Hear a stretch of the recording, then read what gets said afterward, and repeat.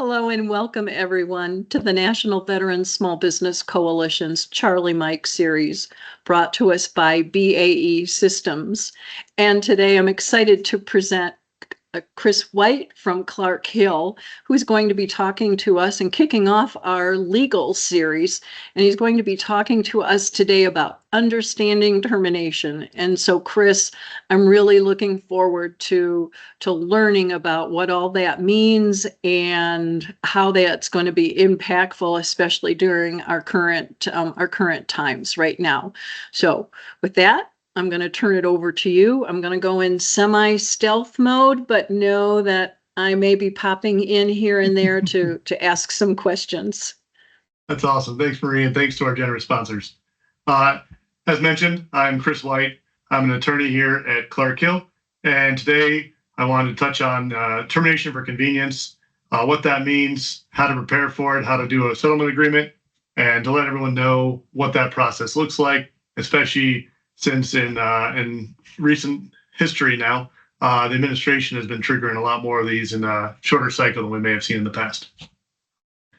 And so on top of my legal work, I'm also a senior director for Clark Hill Public Strategies, and Clark Hill Economics, our lobbying and economic arm of the law firm. So this is a quote of the FAR. It just touches on the fact that the government may terminate performance of work under this contract in whole or from time to time in part of the contracting officer's determination of the government's best interest. So what we're going to cover today, based on that, is what is a termination for convenience? Under what circumstances may the government execute a termination for convenience? What you should expect from a termination notice? Can you challenge that notice or the termination more appropriately? Your next steps upon receipt of a notice. What is a settlement proposal? What can you recover? What are the methods for recovery? What should you do in cases of partial termination as it relates to the remaining work? And what we view as best practices to avoid common mistakes. So what is a termination for convenience? Under that quote at the start is FAR 49102. Termination for convenience of the government. What this does is it provides the government a unilateral right to terminate a prime contract. The government may terminate or cut short the life of a prime contract fully or in part. So that means they can terminate the prime contract entirely or any portion of the prime contract that they select. This is not used, which we're often asked, but is not used to address performance issues. Performance issues are more generally addressed by a termination for default or a termination for cause. That's not to say that should there be performance issues, the government will not terminate for convenience, but this is not a mechanism specifically to respond to any performance issues. What they do here, yeah, Marie. So here's the first question, Chris. So Sure. They can do this at any time. Do they need to give me the company a certain period of time, or the contracting officer can notify me, hey Marie, we're terminating the contract. Let's say, so today is Friday. So Friday afternoon, I get a phone call from my contracting officer saying we're terminating the contract effective as of Monday. Is that, or do they give you a grace period? What have you seen? Sure. So I've seen pretty much all of that. So, to give a very legal and lawyer answer, it depends. Generally speaking, they do give some manner of off ramp to lead into the termination. And that's where I think on the next slide, I'll talk about, the effective date they'll give you.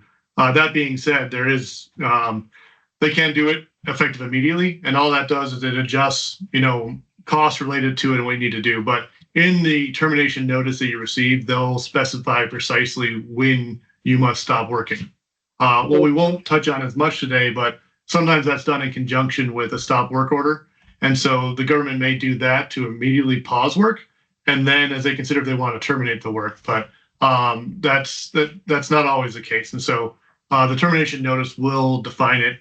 It seems more recently they've had much more short-term effective dates than they may have in the past. Okay, great. Okay, thank you. Yeah, of course. And so the termination for convenience is generally used to avoid spending on future performance, specifically in situations where rights to services, rights and/or services have changed, or if the government's needs have changed.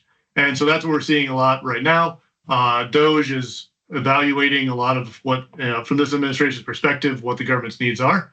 And based on that evaluation, they have been providing directives and reducing funding or cutting funding, causing these terminations for convenience.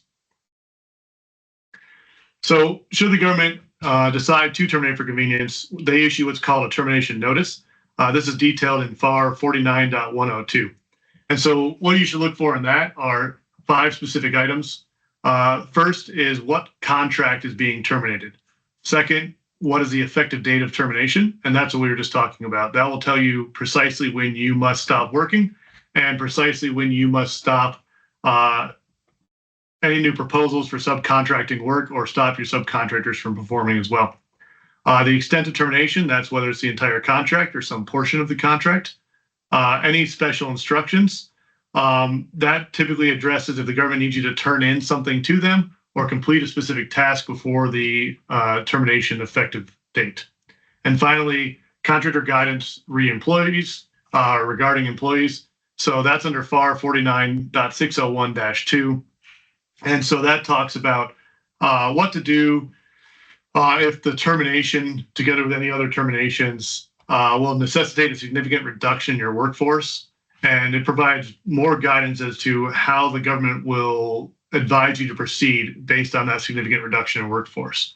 That's a lengthy clause in itself. So if people have questions on those steps and what they should do in that circumstance, and the termination notice is not precise, I encourage them to reach out to me or to look up 49.601-2, specifically under paragraph G. So we're often asked, can I challenge this termination? And the short answer is yes, but it is in very limited and challenging circumstances. So the government is given very wide latitude and broad discretion in its decision to terminate a contract for convenience. You may challenge it and succeed only in 2 circumstances, proving an abuse of discretion or proving bad faith. And so I'll discuss what those 2 things specifically require and mean on the next couple of slides. But most importantly, a termination notice constitutes a final decision, which triggers the clock for a claim or appeal under the Contract Dispute Act. So upon receipt of this notice, if you're going to want to challenge it or pursue it, you should begin making that decision and doing your research to make that determination right away. I would advise, seeking legal counsel to discuss what your options are for a claim or appeal under the CDA. So abuse of discretion covers 4 specific items. As you'll see here, subjective bad faith by a government official, lack of reasonable and contract-related basis for termination. The termination does not fall within the government official's discretion. That one's very tough, as the government officials are given very wide discretion. And termination, which violates an applicable statute or regulation. That's what we're seeing in the news right now. And so it boils down to whether or not a statute or regulation requires that contract or whether it would allow a termination to proceed. Right? So do I have to fulfill all 4 of these points here on the slide in order to show abuse of discretion, or is it just one of the 4? Generally, one of the 4 would be sufficient. That being said, considering each one is very challenging in of itself, we usually want to see more than one factor because that increases your likelihood of success. But if you're able to prove subjective bad faith, there's no reasonable contract-related basis, et cetera, you can prevail on any one of them. But they end up getting, except for the last one, they end up getting relatively intertwined. Okay. And then referencing the slide before, you get the note, the company gets the notice right away. And should, at that point, should I, as the business owner, I've got the stop work order. Um, I've, based on the description in the stop work order, I then stop physical work. Let's say I'm at a construction site, or I'm at, I'm doing consulting services, or I'm ordering parts. I stop whatever it is. Do I then assess the costs that I've incurred at this point? I'm assuming I then get to bill the government like a final invoice, or are you going to get that in a couple slides down? I absolutely will get to it in a couple slides. I just want to Okay. clarify. Okay. I think you were meaning you're getting a termination notice, not the stop work order. Oh, sorry. Yep. No, you're okay. They're handled separately, and today I want to keep it on the termination notice and termination for convenience, just because I don't want to try to discuss stop work orders and what goes on with those as well. But to answer your question, and I will cover later, but yes, depending on the effective date, will depend on when you must stop working. But in your settlement proposal, you will address all the various costs that are incurred based on this, and I have a listing of what's to be included a little bit later. But I'm jumping the gun here a little bit. You are, but that's fine. I mean, I'm sure that's what everyone else was immediately wondering, because bottom line, people want to know how they get paid, and so we'll get to that. But I think importantly, from what you said, the reason the effective date is so important to look at is because it may be in 2 or 3 or 4 weeks, and you must continue to perform until that effective date. You can't just shut down the date you get the notice. You must shut down on the effective date of termination. So otherwise, you may be converted into default or termination for cause because you've stopped performing under the contract. And that has ramifications in not being able to pursue that settlement proposal based on termination for convenience. So you do want to continue to perform until your effective date. Okay, cool. Great. Thank you, Chris. Yeah.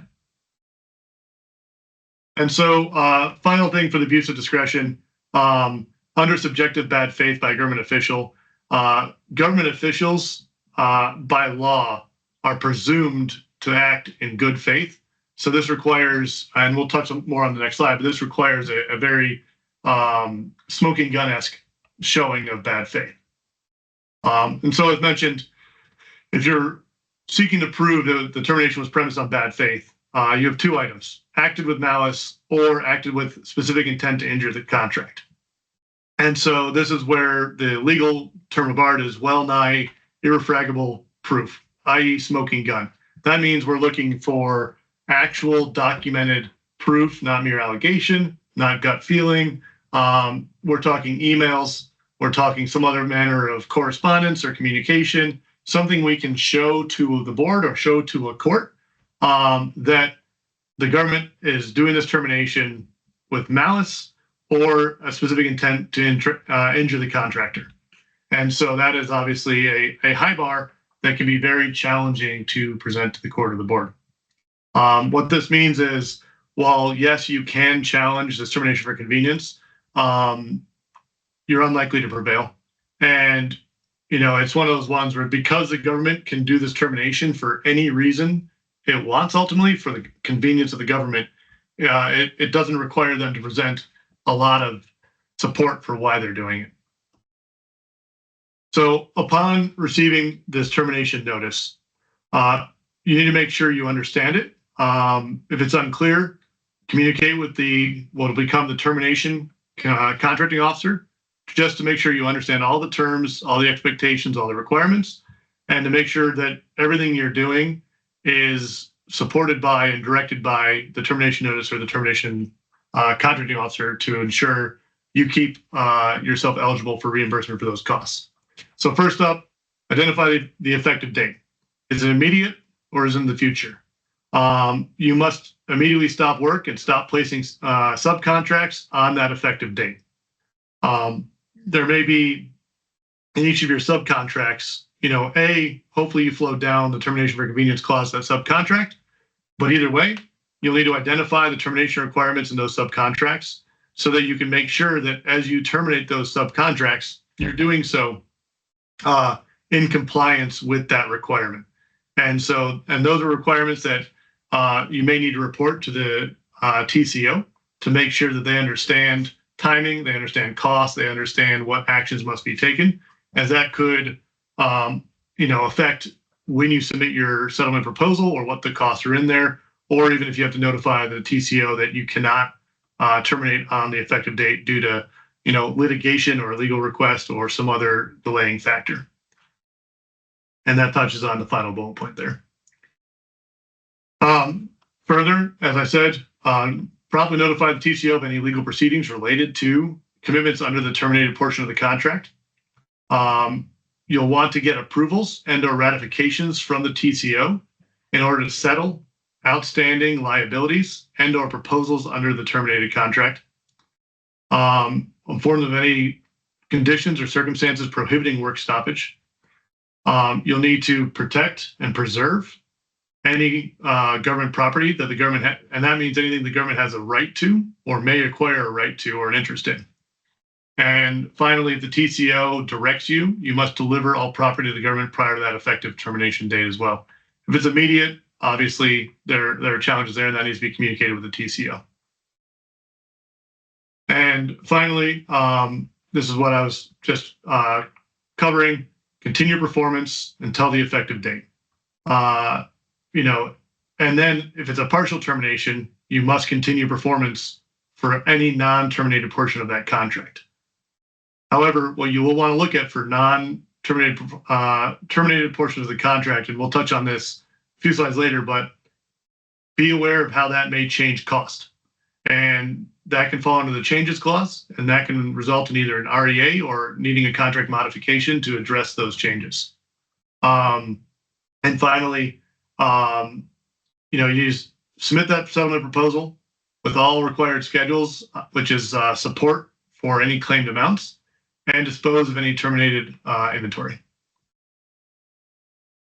Settlement proposal. This is very important because a timely submission of your settlement proposal or a timely request for an extension and then timely submission of your settlement proposal is how you get paid. You submit these either on an inventory basis or total cost basis.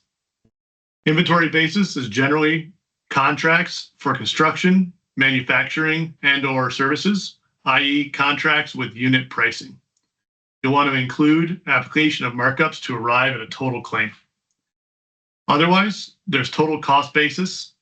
Sometimes that's required to get pre-approval by the termination contracting officer before using a total cost basis, but those are typically used when the nature of the contract does not provide precise inventory pricing, i.e. substantial engineering or development was required.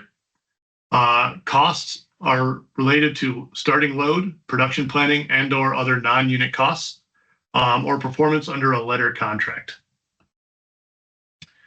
For your cost recovery, this is what most people want to know, and that is, what can you recover?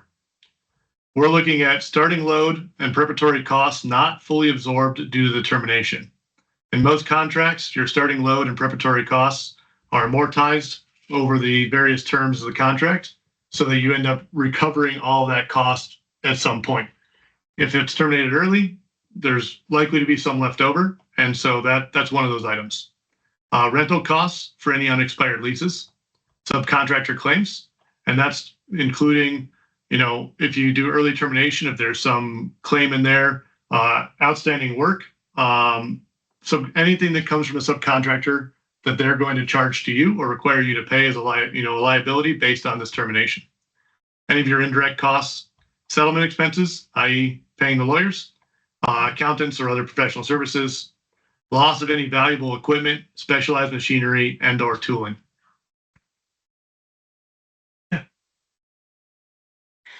It's question Marie back. a couple questions for you, Chris.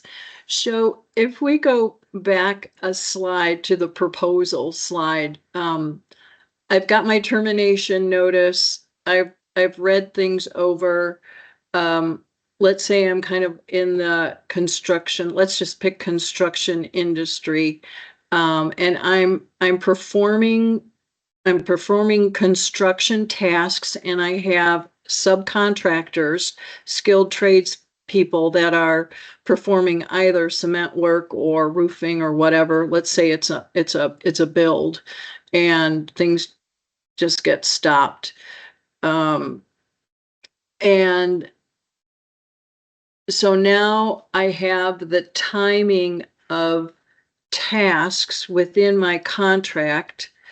Let's say it's a month out that my contract is officially terminated, and I have tasks throughout this month that are scheduled to be completed, and I have subcontractors then that are doing performance against those tasks. I, as the prime, then in my proposal that I'm submitting to the contracting officer, tell them this is what will be completed by the end of the month to include my subcontractors. Am I thinking correctly there, or is that part of the settlement process? And then I say, based on the scope of work that it takes to do this job or these tasks, I need more time. You're not going to get what you've asked for. Is that a negotiation, or how does that play out? Sure. Yeah. So specifically as it relates to subcontracts, it's place no further subcontracts or orders from those contracts, whether it's for materials, services, facilities, except what's required for either a continued portion of the contract or to perform until the effective termination date, right? However, you also then are required to assign to the government, by direction by the termination contracting officer, all rights, titles, and or interest of yours under any terminated subcontract. So that gives the government the right to settle or pay any termination settlement proposal arising out of those subcontract terminations. So you will get, and I know that's a lot of legalese and et cetera, but what that means is that you will get paid for what the subcontractor is charging you for. Okay. But if the subcontractor is charging you for materials or equipment or whatever delivered, the government gets rights to that stuff. Right. And so, so that means that, and there's often is a duty to mitigate. With a subcontractor, it's harder to make the subcontractor mitigate. So that's why the government takes it over, because then it can either, move those materials to another project or reassign to another project or sell it or whatever the government decides to do with it. What it ultimately means is that subcontractor can't charge you for that and then go use it on another project, because that's the government's like, if I'm paying for it, I'm getting it, right. And so that's what they're worried about is, not double dipping, but something like that. But does that answer what you were asking? It does. So then on your next slide forward, then with my cost recovery, I include not only my costs, but then the cost of materials and labor that my subcontractors would be incurring for those tasks in the closeout, in the termination period. You do, but you would do that in the manner of your subcontractor claim would be done on the basis of your termination agreement with that subcontractor. Okay. So presumably when you terminate that, they will give you a final bill for here's what the cost is to terminate that. And so, but we encourage you in being able to itemize it and show where it's coming from, because that provides basis. If the government's like, well, there's no way that should be $250,000, and you're like, well, here's why. Like this is what they put in there. And so, and that's why we say it's important to communicate that to the TCO, because if it's going to be cost prohibitive or wild cost, or there's a big termination clause in there, and that's where we get into these liabilities and the possible legal action where the subcontractor, if they want a large sum of money and it seems not quite right, and that's causing litigation, that's something the TCO needs to be made aware of, because that either delays the termination or changes this settlement proposal when you can submit it. And so that's the communication there can be important. Okay, that's great. Okay, that answers a lot of questions. Thank you. Yeah. And so that's where, as I was discussing right there, claim costs must be supported by clear documentation. And in the accounting world, what that means is they must be allowable, allocable, and reasonable. So that means they must have been costs that were allowable under the contract, that they can be allocable to the contract for the period of performance and not to a time post termination, and reasonable.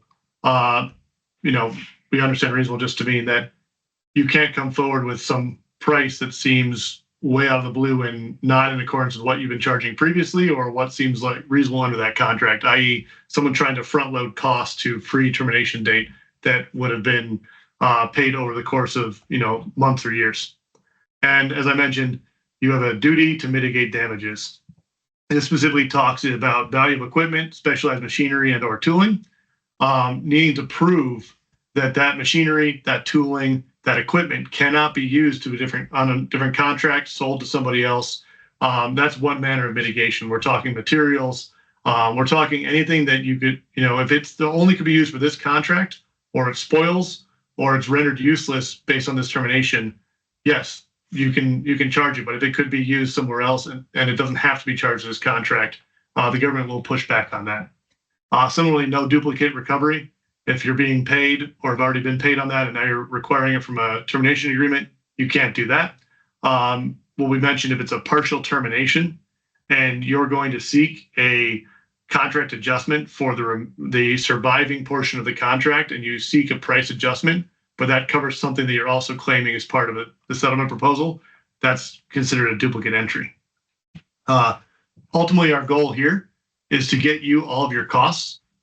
So we want to talk about your prime contract costs, but also subcontract costs, vendor costs, suppliers, and/or consultants that have all been performing up to the effective date of termination. Those costs need to be included.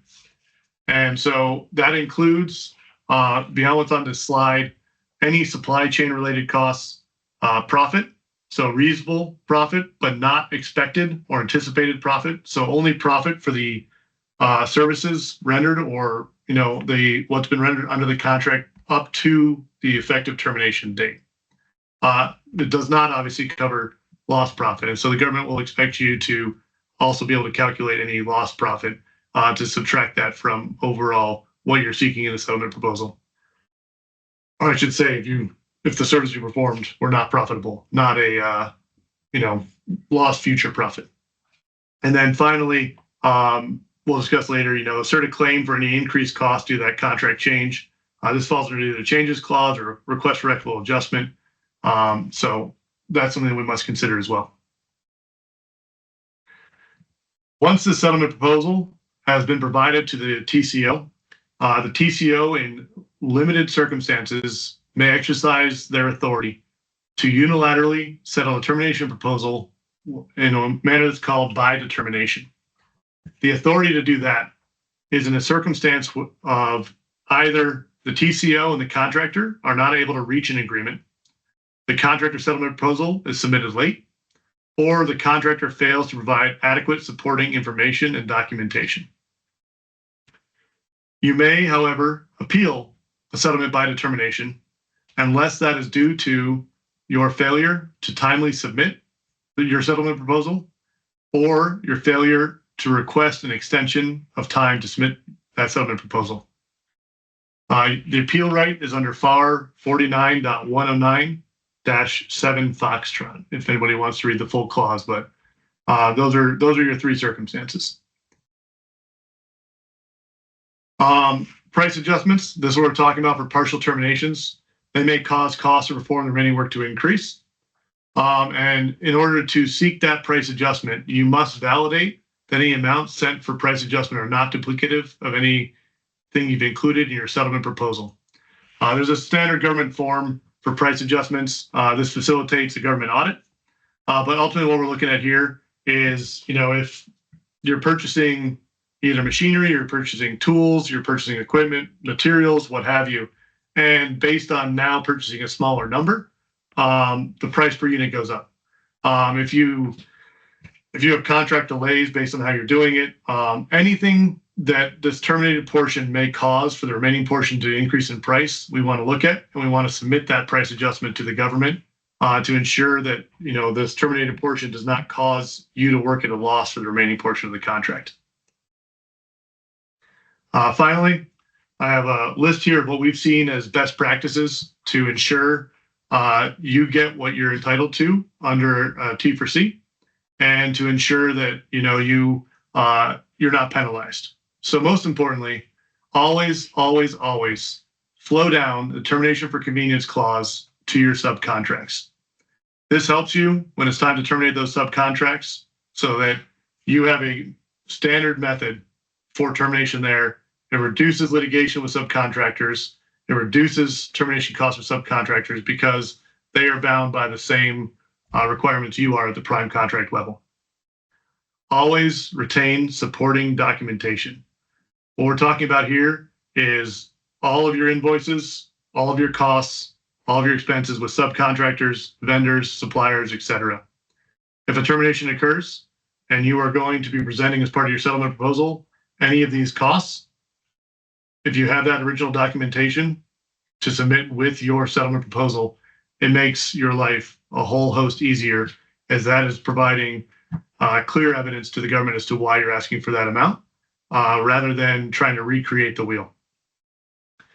Implementation of strong cost controls is beneficial, as that means that you are able to better present why your costs are what they are, to prove that they are reasonable, to prove they're allowable, and to prove that they're allocable.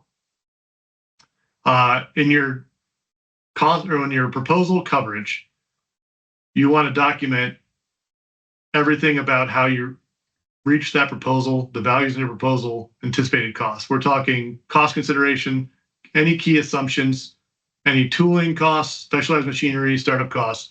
These are all why you estimated the way you did, why you put the value the way it did, why you put it as a startup, an upfront cost, why it would amortize the way it would, and therefore when it's terminated, why you have to bring back those costs and why it had to be done at the time you're saying it needed to be done. This is important, as the government often will try to spot or argue that certain costs were incurred too early, and so that you didn't need to incur them in the base term or option one or wherever you say you incurred them. The government will try to argue, or I shouldn't say will, but may try to argue that cost did not need to be incurred until a later date, and that later date would have been after the effective termination. Act timely. Identify any changes in the contract, whether that's constructive or whether that's directed. I did a previous Charlie and Mike on the changes clause and detailed what constructive and directive are, but the short of it is, directed is when the contracting officer or someone that they have delegated the authority to change the contract, which is very limited when that can occur, but has told you to do something that changes the contract, whether that's a change in cost or whether that's a change in time, that is a change. A constructive one is where the contracting officer asks you to do something or tweaks a drawing or does, other than saying, I am changing this contract, they cause a change. And so by their action or by their direction or by their request, they have caused a contract change. The simple answer is where the contract's for a red car and they're like, I wonder what it looks like in blue. Can you do that? And you're like, yeah, and they ask for it. They haven't said, oh, I'm changing this contract, we now want blue cars, but they have changed the contract because you now must, get all the materials, do any retooling necessary to produce a blue car. And that's a constructive change. Identify any government caused delays. In construction contracts, obviously this is big. Whether we're talking about extended general conditions based on delays because they make people sit around or machinery sit around or porta potties sit around and wait to be used, but it's still incurring a cost to you, or whether due to a partial termination, you cannot get to a later step of the surviving portion of the contract because what they've done is prohibited you from doing that work. If you need to take down a wall before you can run some wiring, but they've canceled part of the contract that takes down that wall, that's a government caused delay as you work your way through of either new drawings or rescoping that portion of the contract. And finally, timely submit your settlement proposal or request for extension. As made clear, if you don't do that, the government just makes its own decision. and you don't want the government to make a decision without all the required information and costs from you. Things the government looks for when in your settlement proposal is disproportionate cost incurrence relative to unit pricing. Did you acquire items or costs in year one for use in later years and to be recovered in later years? And did you incur costs too early? So we want to make sure we have the right documentation to justify why the costs are where they are and why we're seeking those costs. With that, and barring any other questions, here's a quick blurb about who I am and what I do. And all my contact information is on there. For NVSBC members, I offer 2 hours free. So make sure that if you do have questions, don't hesitate to reach out. Standard plug I make to everybody. I understand small businesses, margins are thin. If you have a question, please ask it. I would rather answer your question and never hear from you again because everything is, sunshine and rainbows, than for you to be worried that asking a question is going to cost you too much and you get yourself into a tough situation. So please connect with me on LinkedIn, email me, call me, and ask away. I'm here to field your questions. I'm here to be a resource for you to avoid, the easy world of government contracting that's filled with, errant minds and pitfalls. Thank you, Chris, and thank you for that generous offer of support. Question Marie does have a question, so if Sure. you can go back a slide, that would be great. So when I look at the always topics and I start to assess the types of responses that I need to provide the TCO and the contracting officer in this process, it then, at least to me, it becomes apparent that this is it is if you want to say, a subset of contract management. If I am doing good contract management of my my purchase or my contracts, I would be able to already have assessed what is the cost of, tearing down a wall, what is the cost of purchasing wiring for manufacturing or sheet metal for machining, and then the man hours associated with it. So I guess my question is, do you see that there's a correlation with establishing contract management practices and protocols as it relates to supporting your contract initiatives and requirements? Am I asking? Does that make sense? I'm not sure it's making. It does. So I think you're exactly right. And I appreciate you, basically explaining it all for me to turn it into a softball question. No, but no, you're right though. I mean, it's one of those things where I never wanted to sound, pedantic, in saying these things, but good contract administration, good record keeping, good accounting will make your life so much easier, because ultimately what you have to do here is you have to assemble this documentation to support costs.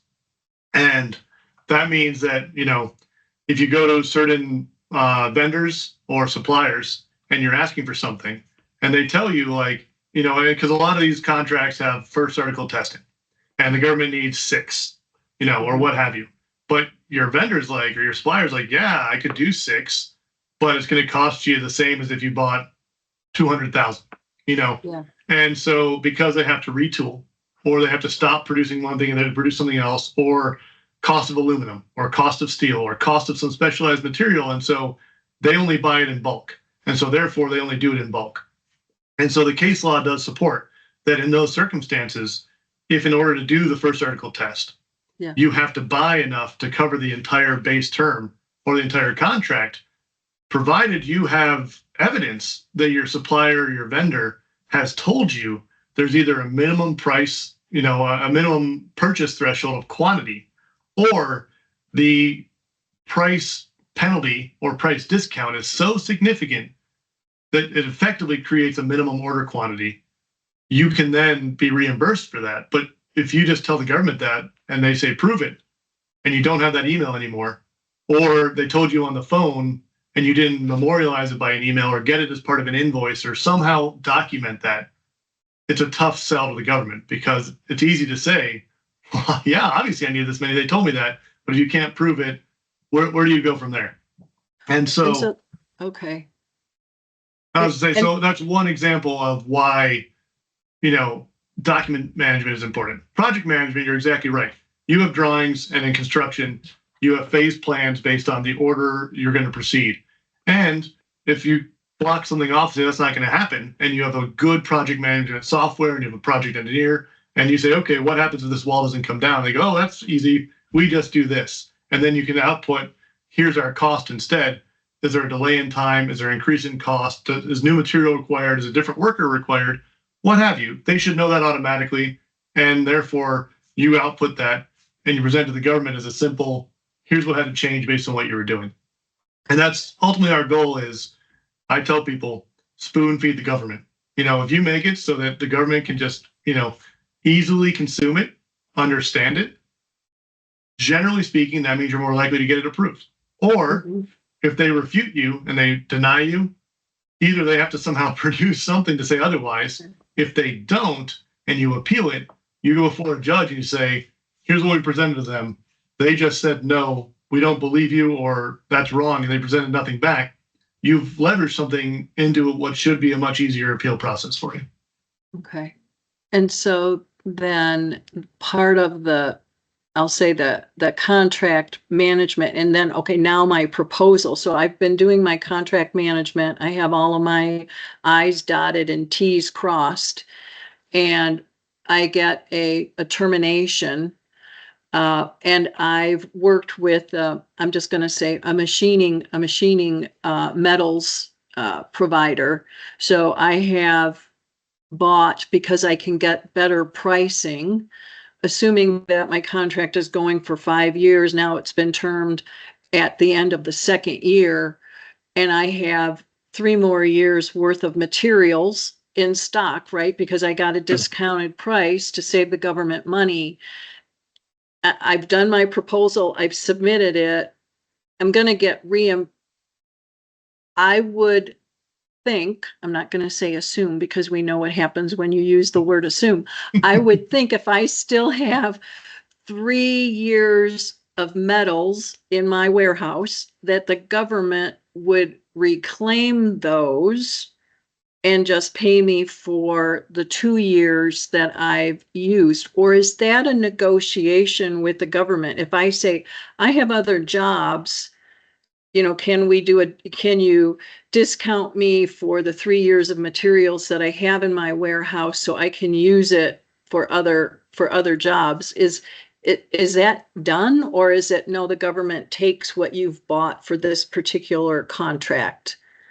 That's another, it depends. But generally speaking, though, that's that duty to mitigate.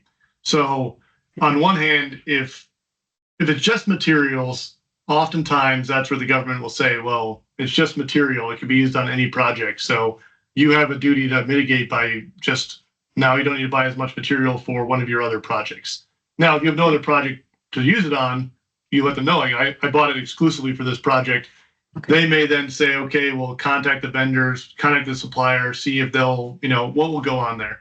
But I would be cautious that simply getting a discount versus a minimum buy quantity won't necessarily do that. It needs to be a substantial enough discount as to necessarily cause a minimum buy quantity. And generally speaking, that's not always looking, at the material. It depends on the project, but if just buying aluminum, just buying steel, oftentimes it's your vendor, your supplier has to buy that aluminum or steel.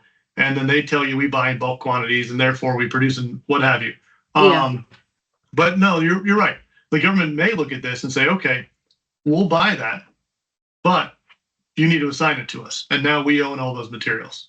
Okay. And so then they'll use it for whatever the government decides to use it for. It could go sit in that same warehouse that the Ark of the Covenant goes to at the end of Indiana Jones, or they could supply it to, a shipbuilder or whomever and use that material. But that's not your problem anymore, as long as they paid for it. But that's where documentation is so important because you need to prove why you needed to buy that much quantity, and therefore why they need to reimburse you for the entire quantity, even if it's not being used. And they'll either, tell you to destroy it. That's part of that disposal of, materials, or more likely they'll take possession of it, direct you to use on another project, that's part of the negotiation.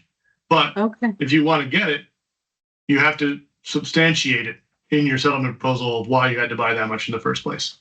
Okay, that sounds great. So can you go forward to your slide, Chris? Thanks. Yeah. Awesome.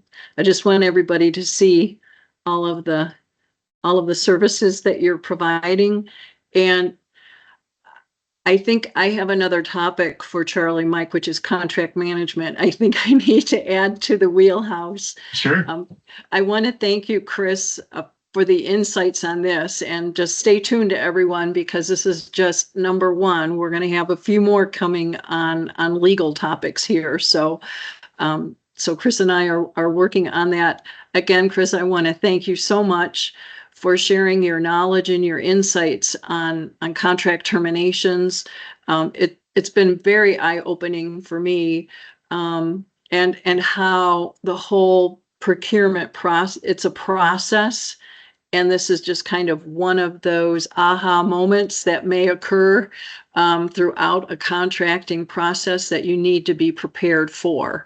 Not that it's going to happen to everybody, but it's just, to be prepared is what to be forearmed. Is that what they say? So that's right. And I'm pretty sure if you do this for long enough, you will probably get a T for C. It's unfortunately just, part of the way of life where the government decides they're ready to move on, and they can do that unilaterally. But it's my pleasure. And I would just say also, if people have topics that they're chomping at the bit, they want to learn about or know about, please either send it to Marie or myself. I'm happy to come up with topics myself, but I'd much rather, know that it's a topic that people really want to learn about, and people are really struggling with, so I can try to help them out there. Okay, great. And Chris, I'm going to say with this, ciao for now. This is a wrap, everyone, and stay tuned. There's more to come. Thank you all. Okay, bye.